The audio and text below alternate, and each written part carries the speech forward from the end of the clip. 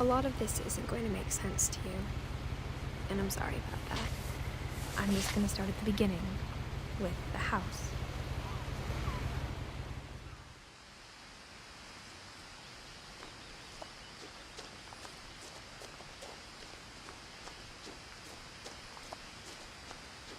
I lived here until I was 11, but I wasn't allowed inside half the rooms.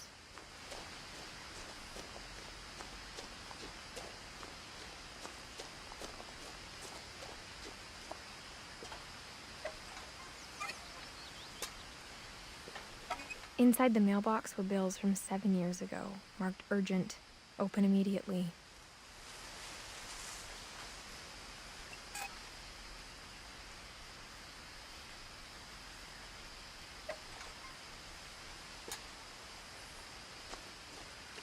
I hadn't been back since my brother Lewis's funeral.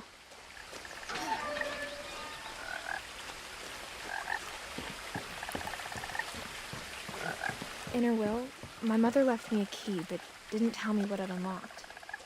Maybe she thought I'd know. Or she thought that the mystery would be enough to bring me back.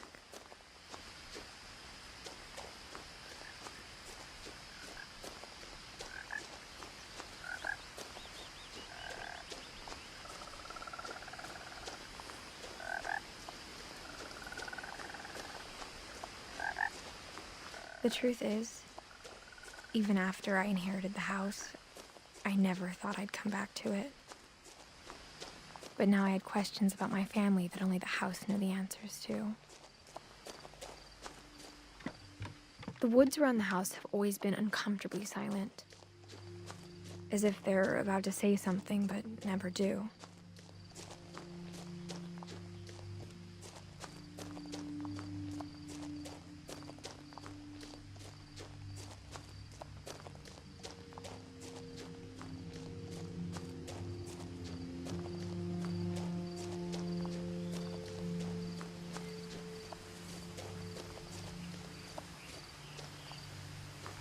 The house was exactly like I remembered it, the way I'd been dreaming about it.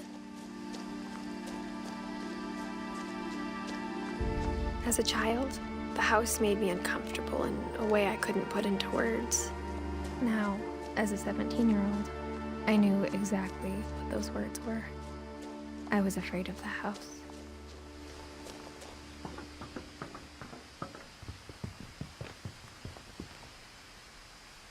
I hoped the key might unlock the front door. It didn't.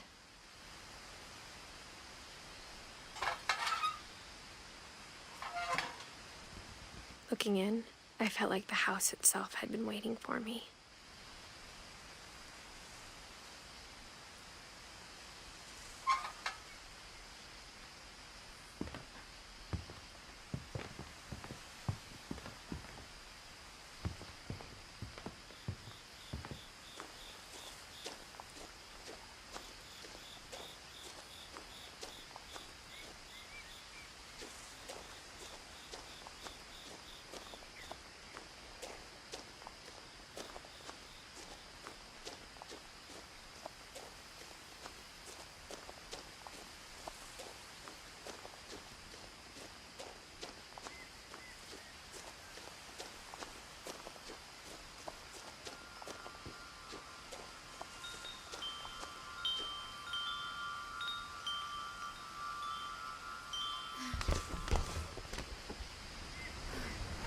Crawling through the doggy door used to be a lot easier when I was 11.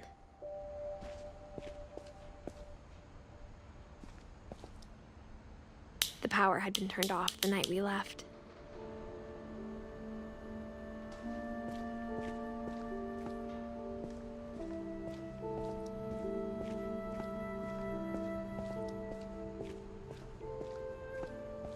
For the first time in years, I felt like I was home. But instead of a family, there were just memories of one. Like how only one restaurant would deliver to our house, so we had Chinese a lot.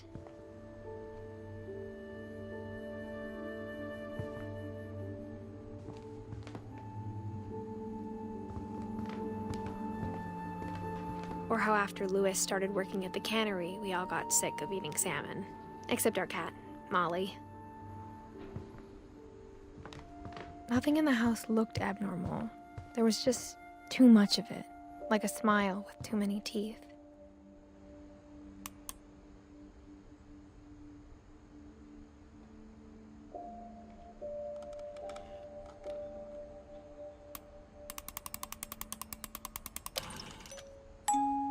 Great-Grandpa Sven built a music box for Barbara, along with the rest of the house.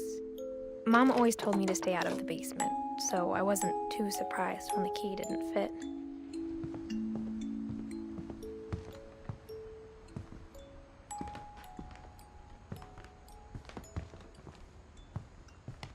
The table was still a wreck from the night we left.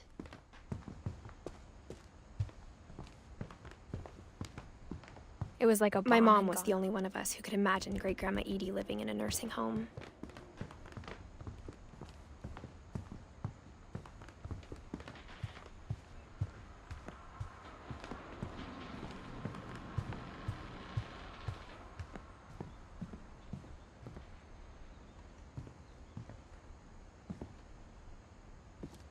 After Milton disappeared, Mom sealed up all the bedrooms. Then Edie retaliated and drilled peepholes. Whenever people ask me about my family, the first thing they always want to know about is Barbara.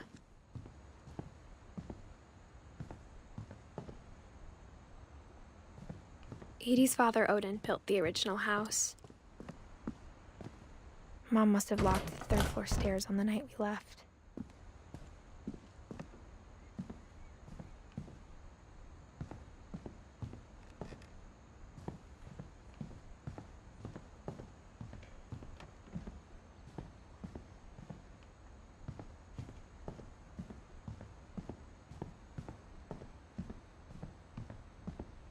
I spent a lot of time playing in Great Uncle Walter's room. Louis told me there were secret passages, but I never believed him.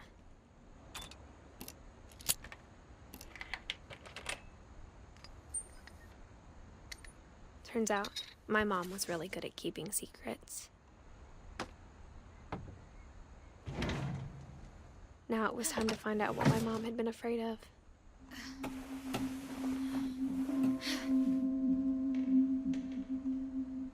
Reading this, maybe it sounds like I had a plan, but I had no idea what was behind that door. Just like I had no idea where all this was gonna lead. I grew up looking at Molly's room through the peephole. Molly's gerbil had a tiny bedroom with its own even tinier gerbil cage.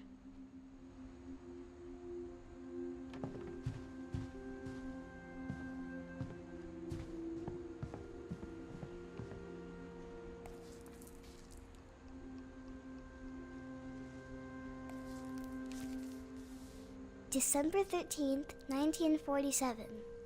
Dear Diary, I'll be gone soon, but I wanted to tell somebody about what's gonna happen. It started when Mom sent me to bed without dinner. I woke up and I was starving, so I looked around for something to eat. The gerbil food was dry, but I didn't mind it.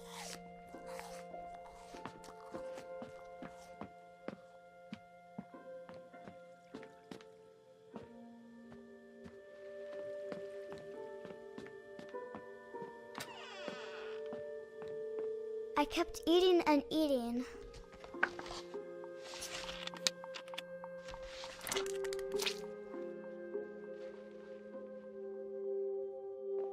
I ate a lot of things that night.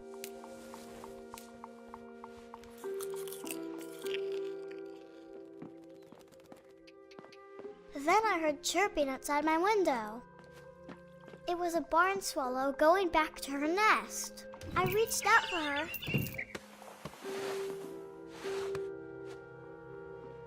And suddenly,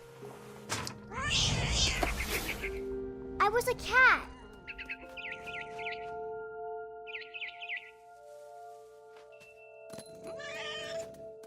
I tried to be quiet, but the bird was really scared.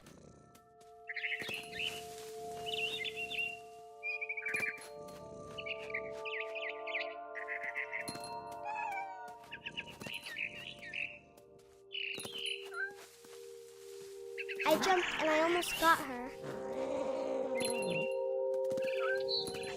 I could tell she was getting really tired.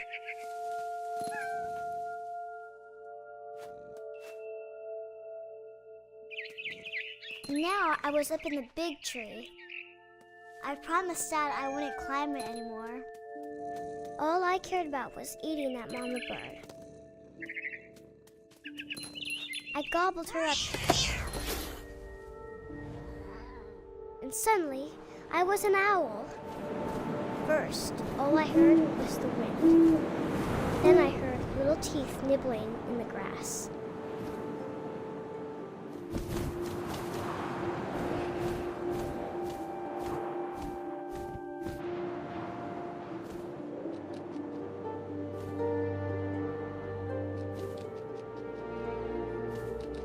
Rabbits.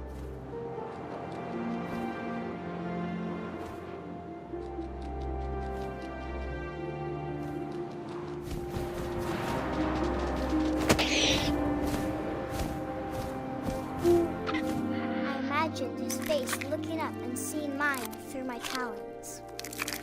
I swallowed him up, and I didn't chew one bit.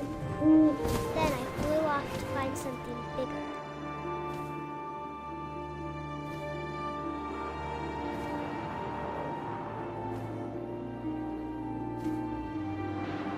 A mama rabbit.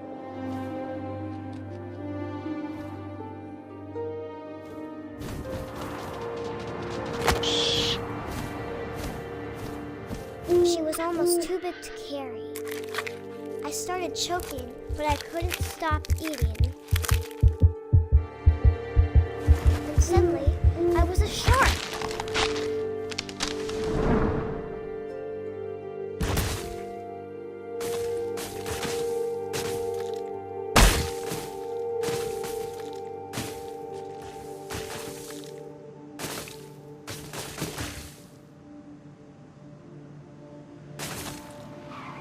I rolled off a cliff and into the ocean.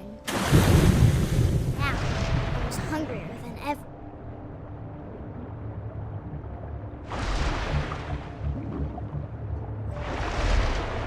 I wanted fat, juicy seals.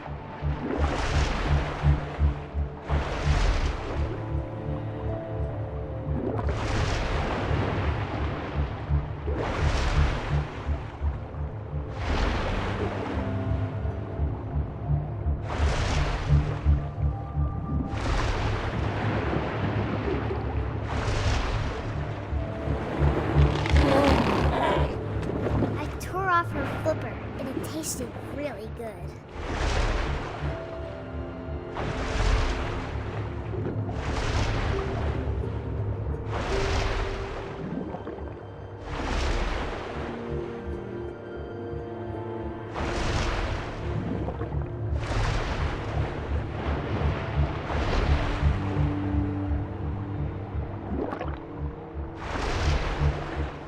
I grabbed on tight. But I was so hungry, I jumped out of the water. When I opened my eyes, everything had changed.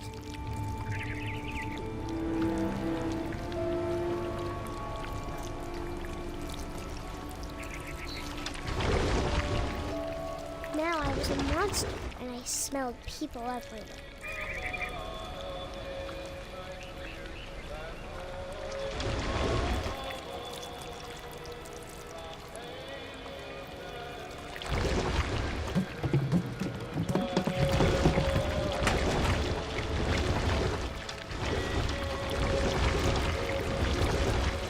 I was big, but I moved real quiet.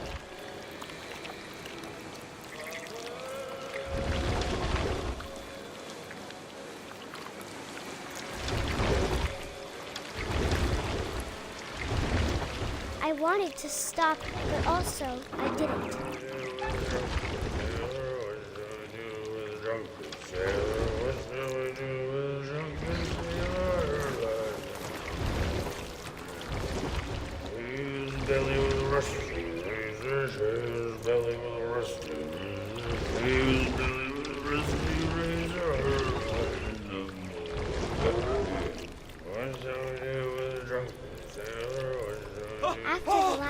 passenger, I was still hungry. And across the water, I smelled something new. Something I had to have, so I swam towards it.